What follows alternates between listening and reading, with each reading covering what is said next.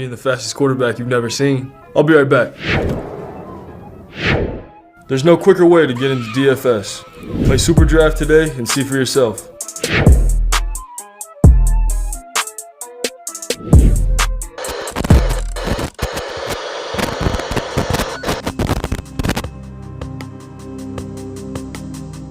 We're behind. They're all fired up.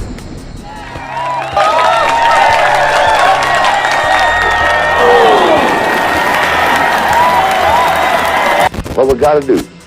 First place, our defense has got to go out there and take the ball.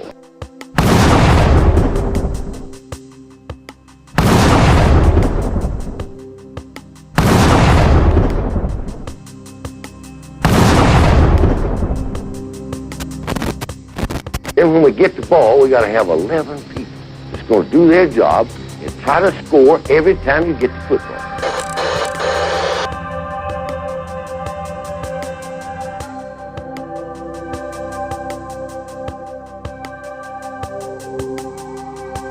If we do that, we'll be all right. That will be all right.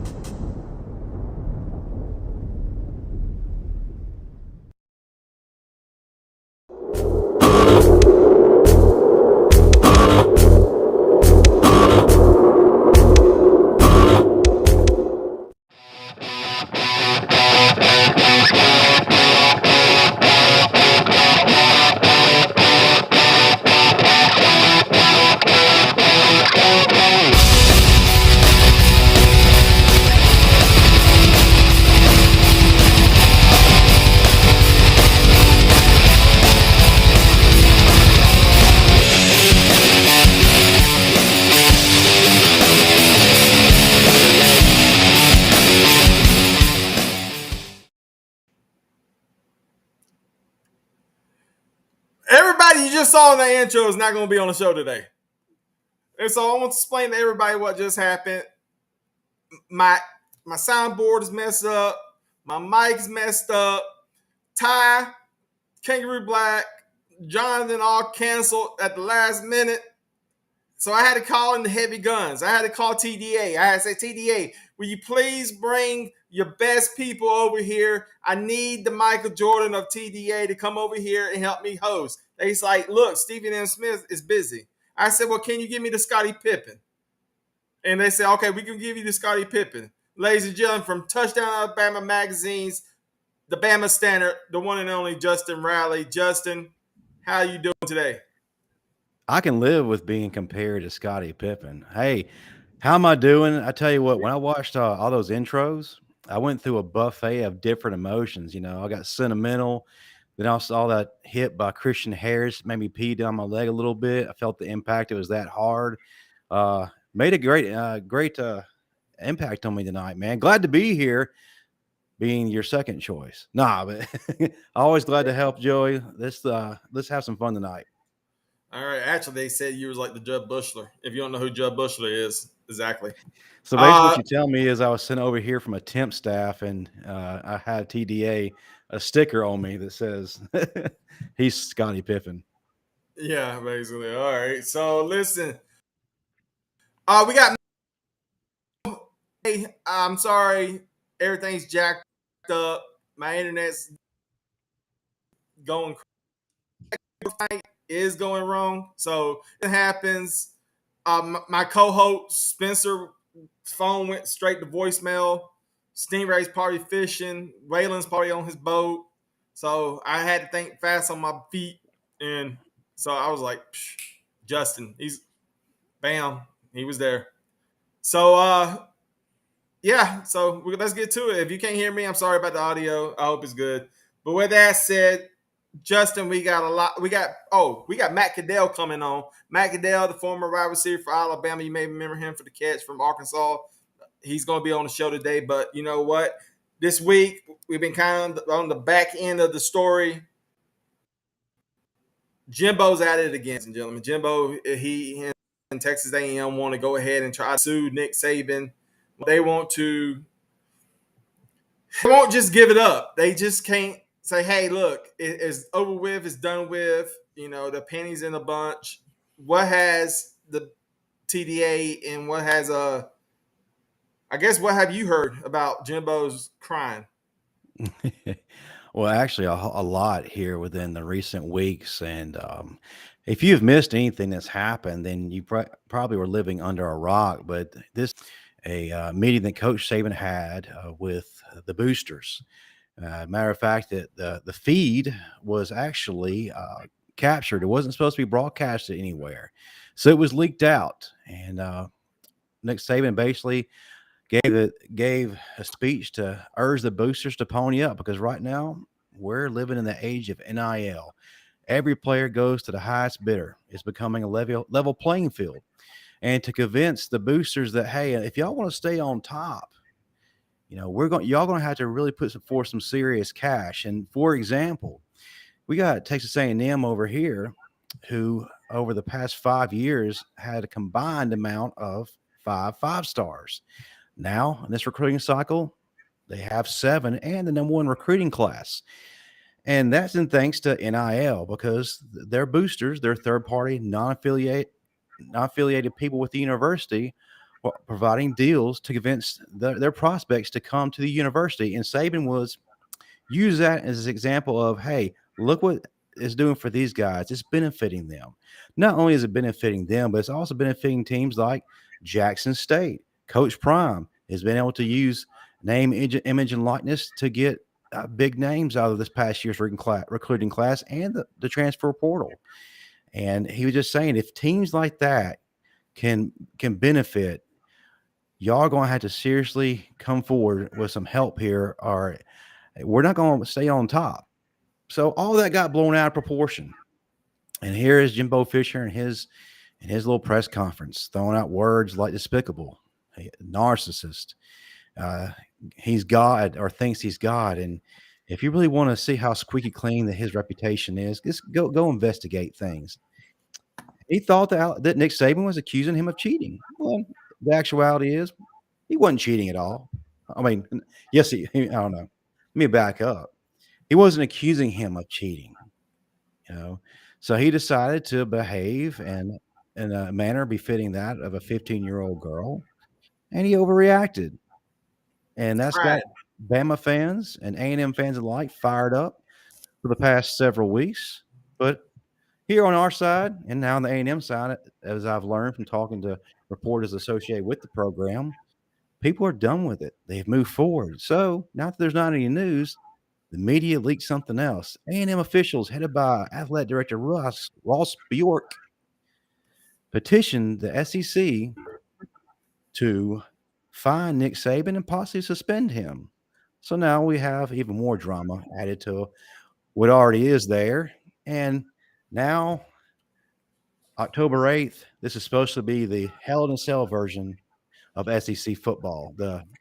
Justin, let me stop you right there. My savior, my lifeguard,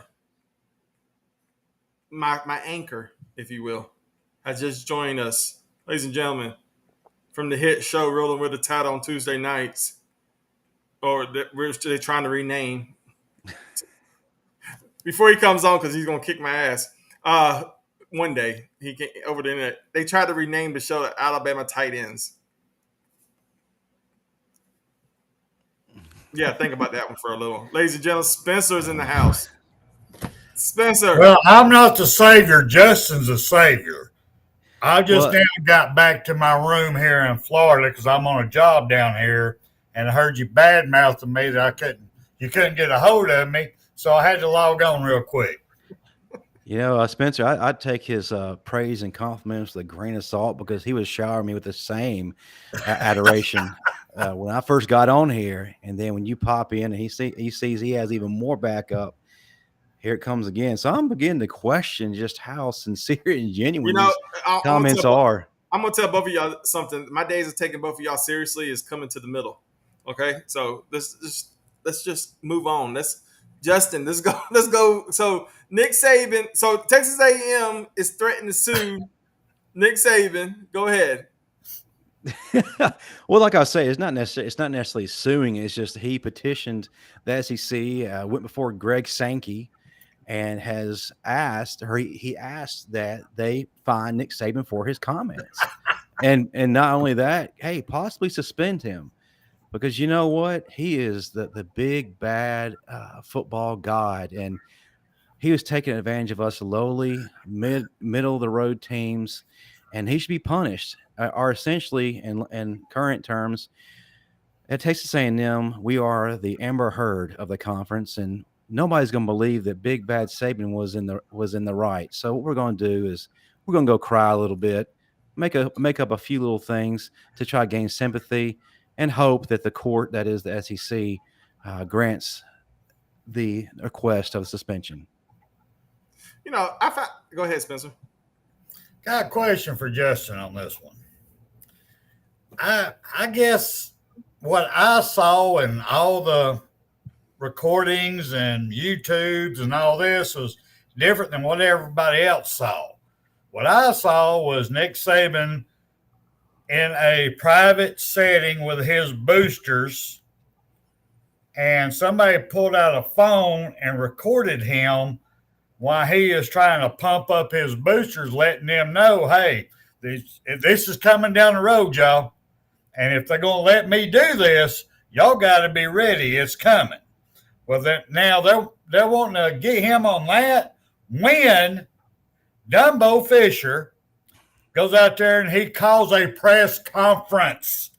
He gets out in front of everybody. Big blown up back screen. He's got his mic, got the news media out there asking questions, and just bad mouths the hell out of Nick Saban's character. So who's actually in the wrong here? Granted, Nick Saban should not name names. I'm the first one to admit that, because he didn't have to. He could insinuate it and everybody knew who he was talking about. Right. So if you're going after one, who is really the worst one in this deal? Well, to be honest with you, one of the first things you brought up, this is supposed to be a private situation. It wasn't supposed to leak out. Right. And the whole premise behind Coach Saban naming names wasn't to allege cheating or any kind of wrongdoing. Like I was telling Joey before you jumped on, he was saying, look, guys, the playing field is about to become level. It's not about winning championships. It's not about playing for a certain coach. It's not about name whatever reason used to motivate people to come to this university. It's all about who can give the best package, the best money, the best NIL. And if Alabama is going to stay on top, which I know you guys here, boosters, I know you guys want us to remain on top. If we're going to be on top, you're going to have to pony up. You're going to have to empty your wallet and meet us here on the front line and do what's necessary to allow us to continue to be on top. And essentially he's saying, okay, here's my example. Texas A&M, the last 5 years, I know I'm repeating myself for those who are watching from the beginning, the past 5 years had 5 stars. Now they had 7 5 stars and the number one recruiting class. He's saying over here, these guys through NIL got the top recruits. They're number one in the nation now in recruiting. Look First how time in history. look how it benefited them, helped them. And what I just said, did you hear the words "they're cheating"? No, you didn't. And then he named Jackson State, saying even teams that are in the FCS level, Dog bone. Yeah, even teams at an FCS level at the HBCUs compete against us. Coach Prime getting 4 and 5 star athletes, got the number one player in this past recruiting class because of benefits awarded by NIL. And that the thing Jimbo Fisher fails to realize, everybody's offered NIL. It's not anybody cheating. And for him to make the stupid comment of he's attacking families, he's attacking athletes, at no point during that interview or that meeting he once insinuate anything that was considered to be an attack. He's saying, look, these players are motivated by money. What 17-year-old, 18-year-old is going to turn that money down? They're not. because a lot of them are coming from really bad situations. They need money. They need to help mom and dad out. They need to better the situation. But most importantly, too, Coach Saban knows that football is not guaranteed. Matter of fact, it can end in a blinking of an eye. So the NIL can also be an insurance policy. If God forbid they have a career-ending injury, they have this money to take care of themselves, to finish school, to continue to move forward, to continue to help their families. He's just pointing out all those things, and the media warped what he said, and Jimbo just acted out of emotion and anger. And to be honest with you, he showed more qualities of being a narcissist than Nick Saban has. Chicken shit, basically. Well, following up on that one, there's one thing that I haven't heard said yet, not even by you, and you did a great job describing what he was meaning and how people twisted what he had to say. But there's still one thing that even I haven't heard you say yet that I picked up on his conversation is he's putting it out there to everybody that if this continues down this path, then the boosters are going to have control on the recruits, not the coaches picking the recruits that best fit their system. If they're going to say 5 stars and go, we're going to go buy him, and you're going to play him. I caught that in that also. Well, that's essentially what's happening. The control is going to be lost. The players aren't looking at the coaches as the ultimate authority. They're looking at the boosters, and they're looking at the almighty dollar as the ultimate authority. And a lot of them, when they start making this money, if they're not already doing it, are looking at their coaches, looking at their assistant coaches and saying, I make more money than you. Who are you to tell me what to do? Right. And it's also going to get to the point to where coaches are going to have to recruit their own players during season to convince them to come back the next year. Because if they feel slighted in the least, all they got to do is, hop in that portal. See you. They out. And it's not about earning your way onto the field anymore. I'm gonna say this. Jimbo says, look at Nick Saban's past. Why hasn't anybody looked at Nick Saban's past? Because there's nothing wrong with his past. If it's something wrong with his past, then go look into it. I'm pretty confident. They would have found it already. I promise you. They would have found it already. Exactly. The 7-time national champion would be all over the news right now if he cheated. I mean, that just shows you. Jimbo, you're dumb as a rock. At least a rock can hold the door open. You're just sitting there, just running your mouth, complaining and whining. We know you used the NIL deal to recruit. It's proved. Texas A&M has never been number 1 in recruiting. This year, number 1 in recruiting.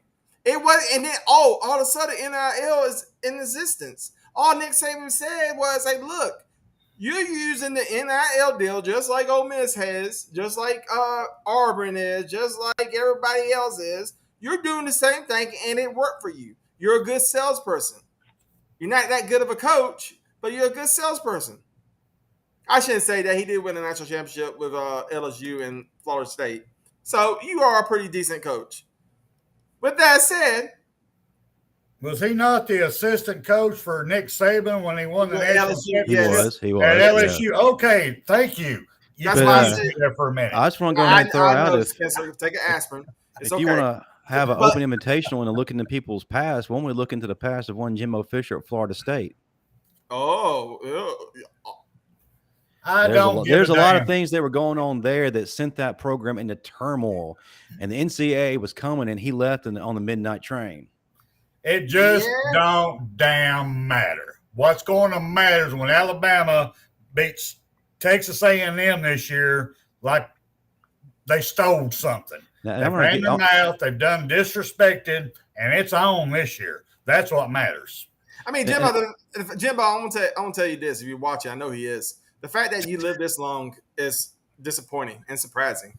I mean, you have got to be the dumbest person ever. Don't go against the GOAT. If let's go back in 1996 and let's say Chris, give me a play. Judd Bush from the Chicago Bulls or Bill Warrington started to get mad at Michael Jordan, who do you think is going to win? You're not going to win this argument, Jimbo. So just keep your mouth shut. Learn to love it. Learn to know that Nick Saban is the GOAT. Just like we know Waylon is the GOAT because he's been in the Will. You cool up. Waylon's been threatening to sue me. With that said, ladies and gentlemen, I'd like to introduce one of the guys that has what, Justin? I got introduction. What? Oh, sorry. I was trying to bring up Roll Tide and Rise Up's point. He said that the boosters should not have any contact with potential students. I agree with that completely. I think that these student athletes or potential student athletes need to hire agents, and they need to act on their behalf and talk to these boosters and NIL providers. That's what Nick Saban said. That's what Nick Saban says. Nick Saban's been telling his players to get agents. He's been saying that. They get around that by calling them collectives. But what the hell do you think collectives are? It's the boosters. Well, listen, we got to bring in our guest. You know him from the catch from Arkansas game. You know him from being one of the greatest wide receivers of all time for the University of Alabama. Ladies and gentlemen, he is Matt Caddell. Matt Caddell, what's going on? Good evening. Good evening. What up, man? Been a How's long everything? time. Pretty good. Sorry, I'm sweaty. I was trying to get a little workout in before I jumped on. That? What is a workout? That's what your system doesn't do. It don't work out. I'm trying to get recruited again. I'm trying to get NIL money. So there you go. You got some eligibility left, man. Why not? Hey, Joey just mentioned your Arkansas catch is one of the greatest catches, but I still contend that catch against LSU was indeed a catch in 2007. Oh yeah, man. You know how I'm still salty. You know how a lot of Alabama fans still talk about that catch. Like, man, the SEC officials, man, they kind of screwed us. But then they paid us back the next year with like a interception that was Julio had like a touchdown catch or something like that. It was a little controversial. So, we have a little iffy relationship as Alabama fans with SEC officials. They just hate. Yeah. Justin, go ahead with the questions. So let's try to get this in order since both of y'all new to how we do things. Justin, you go first. Spencer, you go second. I'll go third. And then go ahead. Well, Matt, of course, before you came Don't laugh at on, me. we essentially were continuing to beat the dead horse that is the soap opera of Nick and Jimbo. I hadn't heard your thoughts about it on social media or anywhere else, but can you give us kind of a short synopsis as to what your take has been from this whole thing? For me personally, I thought, just to get the greater context of it, Coach Saban was in front of boosters and a lot of big wigs in Birmingham for the World Games, and he got asked a question about NIL, and I'm quite sure he said that he probably wished he didn't name institutions per se, but other than that, I thought he was on par. He was talking about what NIL has changed. It is like getting on a roller coaster and you don't know which curves or dips. It's always evolving and changing. And that's just a new world era we live in recruiting. And, Coach Saban was just, speaking facts. And,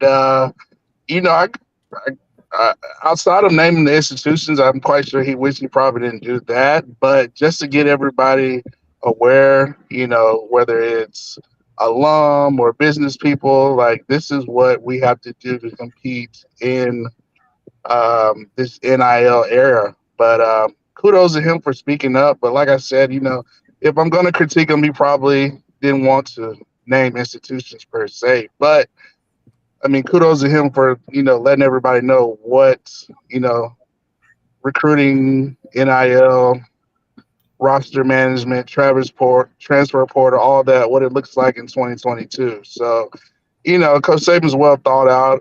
He's a well thought, educated, thoughtful person. So, everything he said was basically on par. Outside of just naming schools, I think he was, I have to agree with him.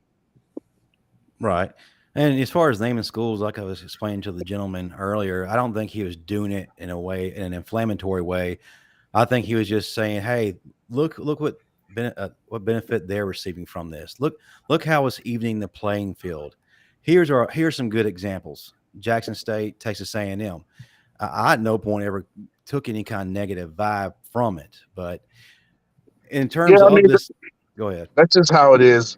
I mean, I actually tweeted the whole, was it like 13 minutes of the whole conversation? I mean, but this is how it is. People are going to take bits and pieces, probably the most controversial pieces, and make big stories about it. But as you can see, the narrative's starting to change anyway. The news came out about A&M want Coach Saban suspended, and I'll say this as it relates to the big picture with Alabama football. Our best teams have always kind of been that kind of villain type of role. So I like it when they talk bad about Coach Saban. They make them angry. I like that. We seem to put the best teams on the field when it's just us against the world. We're kind of we're story program, but we have that villain type of side to us. And I think that's something that they better be careful not to make sure this Alabama team has that mindset going into the 2022 season with the leadership we have. So I'm excited. Excuse me. To kind of piggyback off of that, this game in October 8th is getting the kind of a promo of a WWE Hell in a Cell match. And it's being labeled as the revenge game of the century. When I look at it, I don't necessarily equate it to a revenge game. And I honestly don't think Nick Saban is looking at it as a revenge game either. If I'm going to think about a revenge game, I'm going to think about the revenge game after Johnny Manziel upset us and Bryant Denny.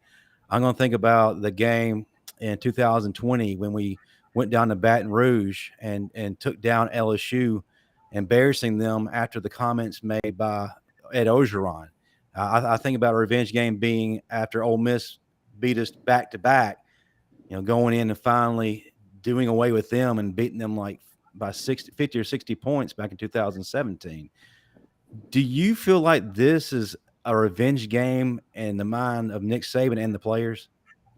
A lot of this stuff has to do with the media and the hype, the fans, and things like that. And obviously it's going to be circled as, revenge game. But I think more so along the lines, when I think of revenge, I'm thinking about Bama losing in that national championship in Georgia. Like, to me, that's what it was about, losing that national title. So I'm quite sure the guys have that in their mind. But, everybody wants to right their wrongs. We learned a lot. I think we grew up in that loss from losing in College Station, and we learned a lot, matured a lot, and it made us that much more better. But I'm quite sure these guys are going to, want to go out there and prove themselves. And just like every week, I mean, I think leading up to that week, we got to go at Arkansas, so that's going to be a tough test. So, just in the SEC, just being at Alabama, I mean, it's you're everybody's Super Bowl anyway. So, the guys are going to be prepared. I mean, we've got a tough road leading up to that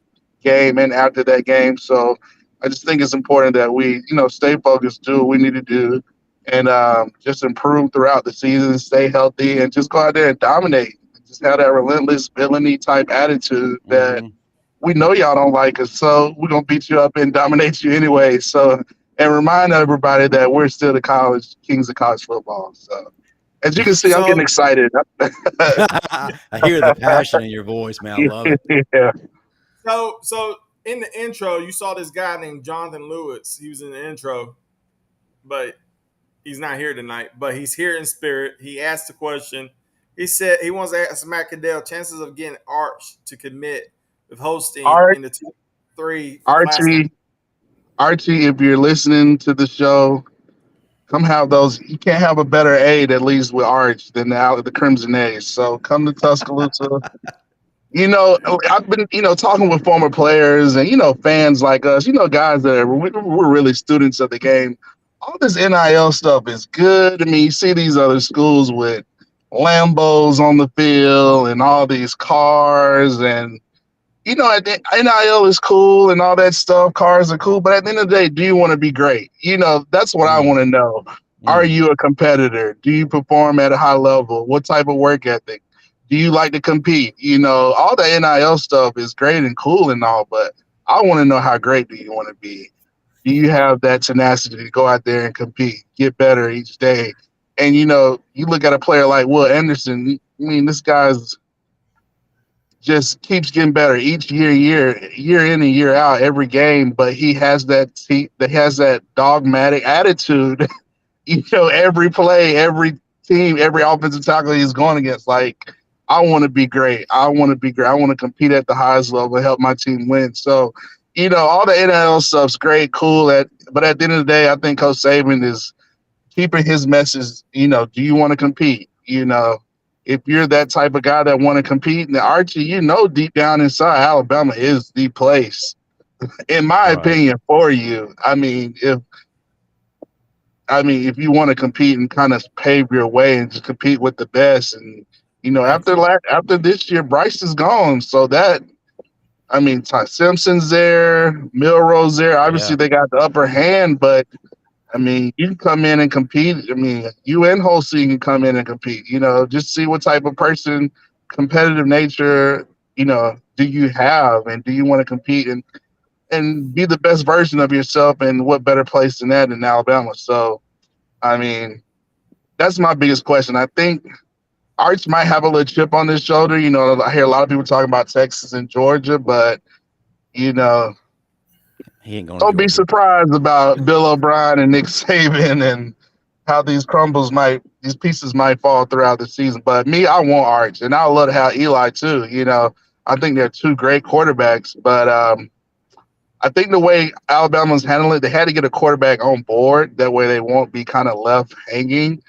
But I think now they're kind of letting everybody know we don't have a problem taking the two quarterbacks. And if Arch wants to come, I'm quite sure they'll welcome him with red carpet and roses and crimson to Tuscaloosa. So I think they'll be glad to have him. Hey, Matt, we got a question from the audience. Mr. Eric Ross. He says, "What's up, Matt? Roll Tide. Do you miss playing?" What's up, Eric? Roll Tide, RTR, and all the Bama fans. It's just playing at Alabama is like no other. I had the opportunity to be in the NFL, with the Rams when they were in St. Louis. So, it's different, but, college football in this region of the country is bigger than some NFL programs. Then to be at one of the blue buds of college football, at the University of Alabama, Tuscaloosa Saturdays, SEC games, it doesn't get any better than that. But I would say, just in general, I think we all miss being younger, being in our 20s again, being in college. So, I'll say, if it had to go back and do it all over again, I would, but I do miss, playing and running out of the tunnel and mainly just being the camaraderie with your teammates, your brothers, and, going through the grind and everyday life, being in school. That's what I miss the most. But nothing's like putting on that crimson jersey for sure. Amen. Tell the truth, Matt. You miss playing the game. You do not miss the prep work before the game. Yeah. Especially in this heat. Man, you don't miss the off season. Like days like today, I'm like, man. I remember Coach Saban got there, man. Good gracious, man. We would run so many 110s, and good gracious, the heat didn't matter. But that's what makes you great. You start winning games. Excuse me, having the mindset in the off season, and that's where you really build your team and your leadership and that grit to be successful in the fall. I know that it's Spencer's turn to ask a question, but Go I ahead, had a question that really ties into a lot of what you just said. And I talked to your former teammate, Mike McCoy, and I asked him this question, and I want to hear your response. For you, what was the buy-in process like when Coach Saban first arrived? And fast forward to today, do you think it's much easier for the players to buy into the process, or much harder now for Coach Saban since the NIL is involved? Wow, I think it's I'll say it's probably a little bit, like you said, probably more challenging now, just because of the age we live in. I mean, everything's social media driven. Everybody's concerned about their image, their likeness, likes, um, and so it's just a lot going on. And I think it's definitely difficult. And I'll say it's probably more difficult now, especially with the transfer portal. Not necessarily NIL. Obviously, the NIL has a lot to do with it, but I think that transfer portal really makes it difficult, a little bit more challenging to manage your roster. I think Coach Saban, maybe a couple years ago, maybe was, not maybe coaching as hard because, he wanted to, keep some guys. But I think you learn, you get experience each year. And as you know, Coach Saban, he self-evaluates and improves each year that I think he knows how to handle the transfer portal. And I think he's gotten back to just coaching the guys and being himself and doing what got him there. And if you don't like it, you're going to transfer anyway. So I might as well coach everybody as hard as I can and so and keep the standard high and not try to, be so, sensitive and that's hard on players. You might as well just be tough on them regardless because, I mean, these kids are going to leave regardless. And, some of them, I hate to say it, I think some guys just should have stayed at Alabama. I think their best opportunity was at UA, but it is what it is. But you look at Saban, I mean, we lost a lot of guys, but, I mean, he was able to upgrade a championship team. I mean, he went and got a Jermaine Burton, a Harrell, Jamar Gibbs. I mean, this guy is just. I'm telling you, the more Saban understands it, the layout, the more experience he gets. I mean, he's like no other. So that's why, all these things they're doing to try to stop Bama's dynasty. The only thing you're doing is keeping Coach Saban young. You're making him younger and younger. He's not going to want to ever retire. I'm like, Jimbo, like you're making this guy really, okay. Now I'm really going to, go back and go in the lab and be prepared this year. So it's like having losing to Kirby in the championship. I mean, all those things keep Saban around longer and longer. So, I mean, good luck to him. So I'm just glad he's on our team. Right. All right. So our show, beginning of it, started off with a lot of stuff. The audio is getting messed up. That's the reason we don't got to call in right now. Mike's messed up. Anyway. Yeah, with you whining. Go ahead. Yeah. our co-host of the show is here. He's back from PTA meeting. He's here. Ladies and gentlemen, the guy who's turned CTS Sports Room around, the one and only from college football with Jonathan Lewis, the one and only Jonathan Lewis. Jonathan, how you doing? How's it going, guys? What's going Man, on? parent-teacher conferences, bro. Like, yeah. Adulting. So before we get to Jonathan's questions, Spencer, you got some questions. Go ahead. Actually, I've got one that I'm mad at Joey about when he introduced you. He just told about your great plays. He obviously didn't know how great of a player you was overall. He should have said Matt Caddell, the great. Done with it. Instead of picking, just picking a little bit here and there because you were a great player. So we're going to have to teach him a little bit on that one. But, I'm going to make this quick. We got Jonathan on here, and then I can back out because it's his show. But something I brought up on Tuesday night with Hey, you ain't going nowhere. You stay put. What? Can I ask him a question? Will you shut up long enough? Narcissist. Tell you what, Matt. Let me do this, Matt. Let me do this real quick. Okay. Right, here's my question. This is what I brought up on Tuesday night with Rolling with the Tide with the collectives. I brought up Jordan Addison's NIL deal. Never called him that. And this, I'm gonna make it real quick. Jordan Addison, he goes to USC. He gets a $3 million deal and a house in Southern California. is that just not one? That is just great as it all can be. But me as a father, a grandfather, and a great-grandfather, I got to take and say, I look at that stripper on the pole and go, hey, let's start talking about STDs now. So I'm going to break this down real quick. All right. Wait, So talk about the average house. I mean, a house in Southern California go in the millions down to 1 bedroom, 500,000. The average is $800,000. In Southern California, the property tax is 0.73. So that equals $584,000 a year just in property taxes. So if the man spends no money whatsoever, hold up a minute, Joey, I'm going to click you off again. If he don't spend no money whatsoever, he's going to run out of money in 5 years.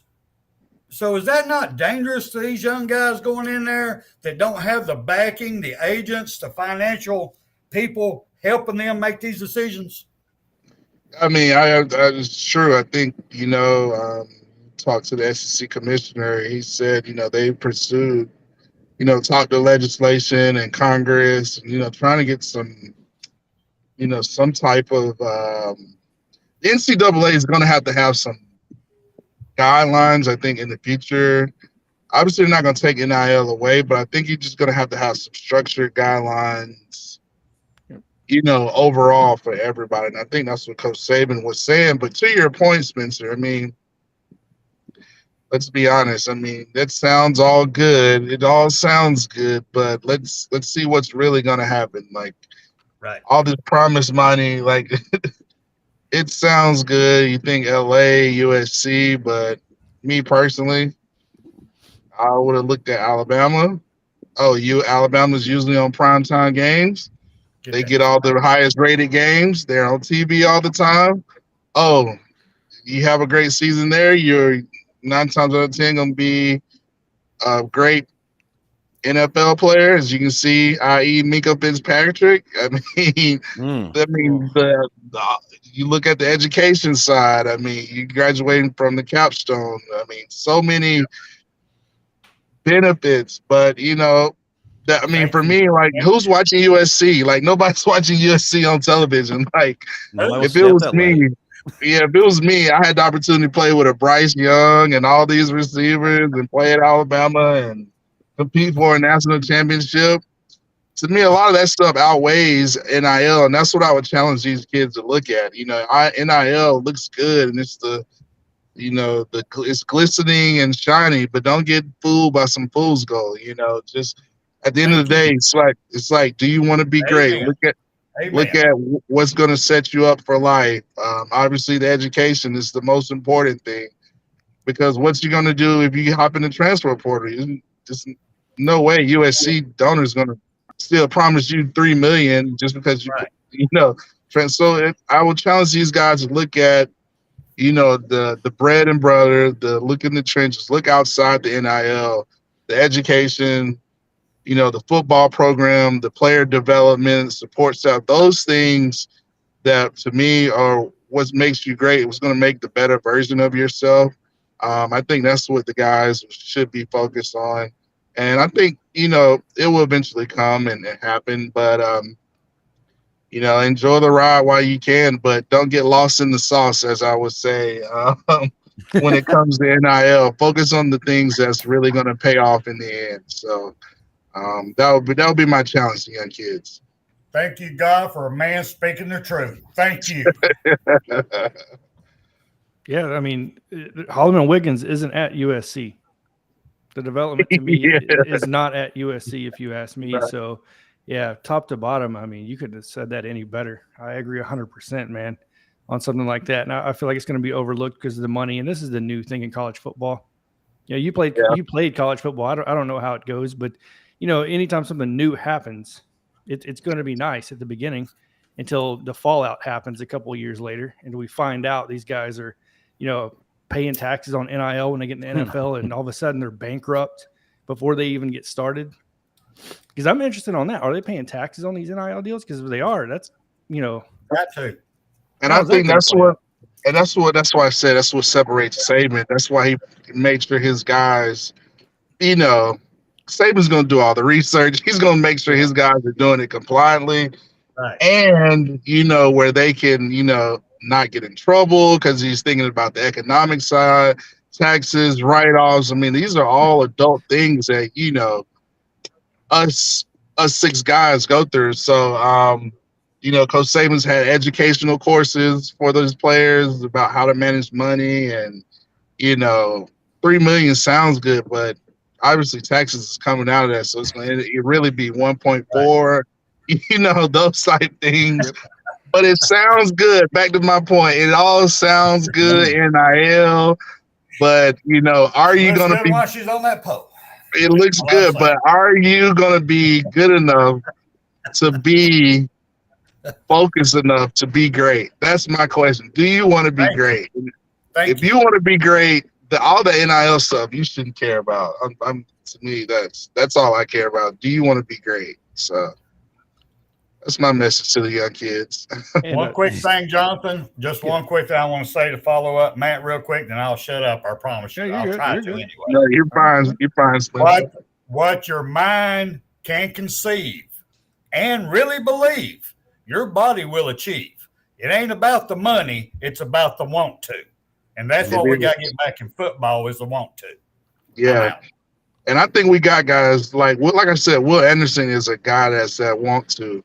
And I think this showed up. We had some guys who I think that didn't have that want to last year, like a Billingsley or a Ja Hall or, those guys they're not going to be on the team anyway. But I think Coach Saban's got the right guys. He's got the great leader. He's got the right leadership.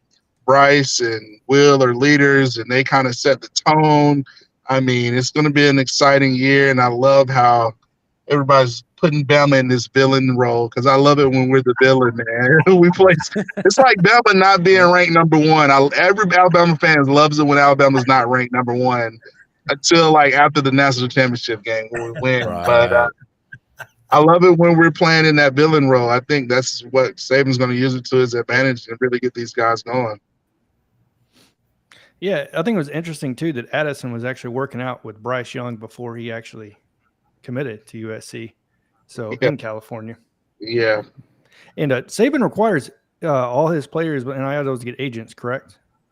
I believe so, especially Kurt there. I think they have something with this Tide Collective or something. I mean, I'm quite sure Saban can give a whole spiel on what he's got going, for his players. But that's funny because Jimbo Fisher required all his players to get agents before the NIL deals.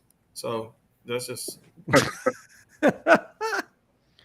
supposedly there's only 2 players with NIL deals in that class, but I don't know how much of that stuff's actually made public. I don't know. Yeah, you don't want my comment on that, so. Yeah, we do. Yes, go ahead. Yeah, no, I've already made my voice heard on that, man. I think. I think that I can go on that with Matt. Man, he's one of the most intelligent players ever play at Alabama, and that's all you got for him. Look, I came into this unprepared. Okay, I came Jonathan, into this. You're good, Jonathan. You're good, man. I'm just enjoying the fellowship with you guys, being able to talk sports. I've been in Georgia and doing it with these Georgia fans, and I'm like, oh my gosh, Lord Jesus! Welcome to my world, man. They're almost like the new Auburn fans, almost. But oh my gosh! Look, ain't nothing as bad as an Auburn fan. At least they watch football. I don't know, Auburn fans Matt, I do want to bring up something, and for a lot of people who are close to the program, especially players, and those who really know the ins and outs of Alabama football, an icon associated with the program just retired. And I think you know what I'm speaking about, Coach Terry Jones. And TJ. Coach TJ has been just a pillar that's held up that program for decades. And I remember when we were there, it wasn't like it was now. And I think that he was one of the main reasons why we stayed afloat. And if you would, man, talk about his impact in your life and what he's meant to players throughout the years.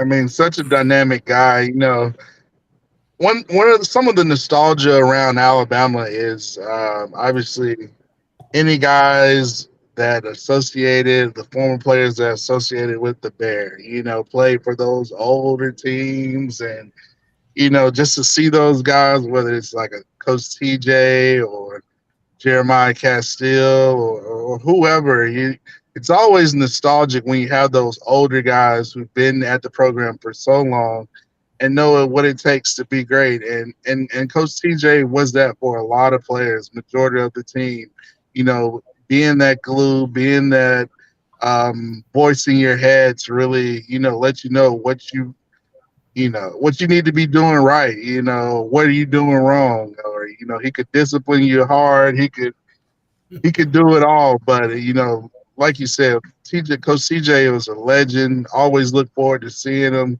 I mean, you just look at his history when he was at Bama playing with those guys, and just, hear those older guys. You have so much respect for them, and just for them to share some of the things what made them successful and help impact your life and make you successful. I mean, the words, I don't have many words to say but a legend. But Coach TJ, one of the greatest. I mean, I always loved the guy, and hate to see him kind of go, but I'm gonna miss him down there. But I know he's enjoying life, but he's put in his time, and it's good we're celebrating him. Yes. Actually, I do have a question for you, though. Can you elaborate on, like, in your opinion, how the recruiting for the wide receiver has changed from when you were in 2003 to 7 to now? Because to me, it feels like the wide receiver has become more of a top dollar, you know what I mean, in the system, whereas before I felt like it was the running back, and it's kind of shifted, in my opinion, especially in the NFL draft, where the running back's kind of being pushed back a little bit, where the receiver's being pushed forward. Can you speak on that at all, or no? Yeah, I mean, that was just the name of the game. I mean, when the spread offense, you have to go back to the spread offense. Once the spread offense started taking over college football and hide and running gun, shoot, and then started going into SEC, everybody started doing it. It put a premium on those skilled players that can just get off in space, whether it's Jalen Waddle, a Jacobs, or Judy, or Devontae Smith. It makes it for really put the defense in bad positions. So they really affect the game. And now, as you can see in the NFL, it's all running gun, high spread, shoot game, just like the college game. And it's a lot of premium. You have to have guys who can affect the defense in space, whether it's receiver, 9 times out of 10, a lot of them going 3-4 receiver sets. You might have one running back. You don't see many fullbacks in the game. Mainly you see a tight end that kind of steps back and kind of fills that void. But that's just the way the game has evolved to more of this, run and shoot, spread, want to put 50 points up. And you got to have guys that can do it. That's the way the game is going. And that's why I think Bryce and Jameson Williams, and they might be teammates next year. I'm just maybe putting that out there next year. But yeah, that to answer your point, Jonathan, yeah, I think the way the spread of the game has evolved into the collegiate level, from high school to the pros, is putting the premium on those guys that can, make plays in space. And you got to have a running back. As we know now, you got to have running backs that can, at the end of the day, if you have a good offensive line, you can move the ball and kind of isolate the defense and really keep the defense on the heels and wear them down. And I think that's what Coach Saban wants to do. That's why he went and got that offensive line coach. He went and got some running backs. And so it's good. That's really going to help us.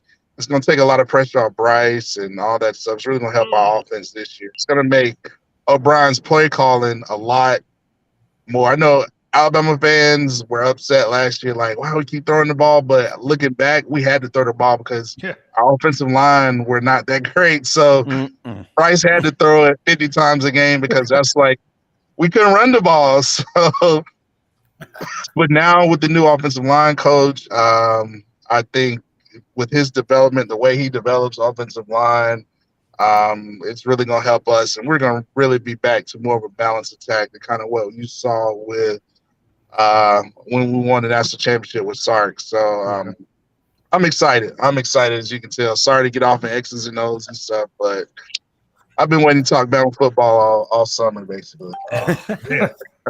You ain't Well, talking one. look, we got Georgia. See, this is the Georgia fans that I like. They got class. See, I like the Georgia fans I know have class. See, King Brian 25 comes on. He's like, Georgia, Alabama they show. won it. Georgia He won it. comes I got to on- give them that congrats. He comes Gotta on give. and just y'all. See, that's nothing wrong with that. It's the ones that go and like, hey, your mama sucks, and all this crap, all the stuff that I can't say because Jonathan Lewis says we got to keep this PG. But with that said, go coming on a show saying "Go Dog," show your love for your team. There's nothing wrong with that. But we gonna have to go. So I got one more question to ask you. It comes from Justin. Actually, he wants me to ask it. What would you think your career would be like in today's style offense? Oh man, just a lot more, probably more touches. Probably was able to affect the game a lot more. Just the way they call plays. I mean, they have 2 to 3 plays and one call, and so many audibles, and everything so fast paced, tempo. I think it would definitely be different. Yeah, I think to be in today's game, receivers are at a premium, tight ends, guys that can play in space, running backs and catch the ball out of the backfield and do some things in space. I mean, you've got to love it. If your skill set can make plays, man, this is the time, the era to be in. And they're in the NFL, they're making it a lot easier for offenses to score points and things like that. So, I definitely think I would have, probably more touches, more impact of the game in today's game as opposed to when I was playing. You'll still be a great blocker, though. Matt, no matter what. I know Ken Darby was thankful. Reaper's going. Yeah. I know this. Bama Reaper's a campaign for ass whooping. He may get elected. With that said, Matt, I want to go ahead and tell you right now, I enjoy watching you play, and you're one of the greatest rappers in my book. I don't care about Julio. I never liked him, especially when he left the Falcons. So dumb. Man, you are hilarious. Every time you come, every time I ask you to come on the show, you're right there for us. We love you, and anytime you need us, you're part of the family. I hope you come back to see us. Anytime, man. Y'all take care. Enjoy the all week, man. Enjoy your summer, man. Roll Tide, roll. Happy Father's Day. Happy Father's Day, everybody. Yes, sir. All right. I love some Matt Caddell, y'all. Oh, all right. So, all here, John. Look, all the bad math equations Spencer said about the PO and the STD and the numbers, that wasn't me. Jonathan gets on. It's all good. Hey, man. Yeah, Well, I had it's to all bail good him out, till he man. gets I'm on. sorry. Every time Spencer, he gets I on really Facebook, did. Joe, And you can't say. You're so full of crap. But Spencer, I thought you were trying to solve some equation there for a minute. I'm like, bro, what are you? I mean, I'm in here. Joey comes on, he's And Nick stuttering, Saban- don't know what to say, so I put my shirt on, log on that quick, and I start talking about stripper posts. Sorry. Nick Saban It's rolling, baby. It's rolling. Nick Saban left the strip bar at 2:00 at the speed of 50 miles per hour. How long would the Auburn fan to know that he sucked? Oh, why you ask so many damn questions, Spencer? Listen, before we go, we got to do some business right here. Jonathan, you're part of the CTS family. You got that great YouTube page over there, Jonathan Lewis. College football with Jonathan Lewis. Tell everybody about it real fast. I just talk about college football in general. I talk about Alabama a lot, but I talk about everybody really, especially recruiting. which is probably my natural passion, in all honesty, is recruiting. But yeah, other than that, and Twitter at College FB Lewis, that's about it. Spencer, go ahead and tell everybody about that new show you got on Tuesday nights. Well, first of all, I want to thank Jonathan being my new boss. Thank you, sir. Appreciate New that. boss. I don't know why Joey didn't give you accolades there. But anyway, besides that, yeah, I would like to, bring up Rolling with the Tide, the collective. I know last week it was called the Tide Ends.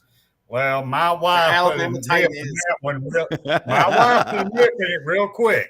She told me I hadn't had an end in years. And there wasn't nothing tight about my man boobs. We had to change that name.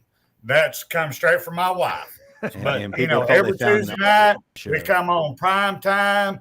You got us old Alabama fans coming on there. We're going to tell you like it is, and it's rated MA. So, it is what it is. Don't bring your kids, but we're going to have a good time. Bring your kids, bring your wife. All right. And, of course, we got the founder, TDA's very own, Justin Riley. And every time he gets on to me, he called me.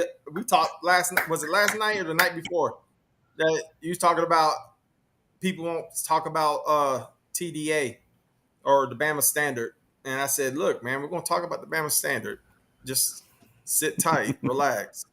So go ahead and tell everybody about the Bama Standard. Tell everybody about Bo Scarborough and Matt and Marvin Constant twerking on, doing the twerking contest and whatever the hell. I got a question. I got a question. If Bo Scarborough is 2-yard line, Bo Scarborough, Marvin Constant, who's going to win? And tell me why Marvin's going to win.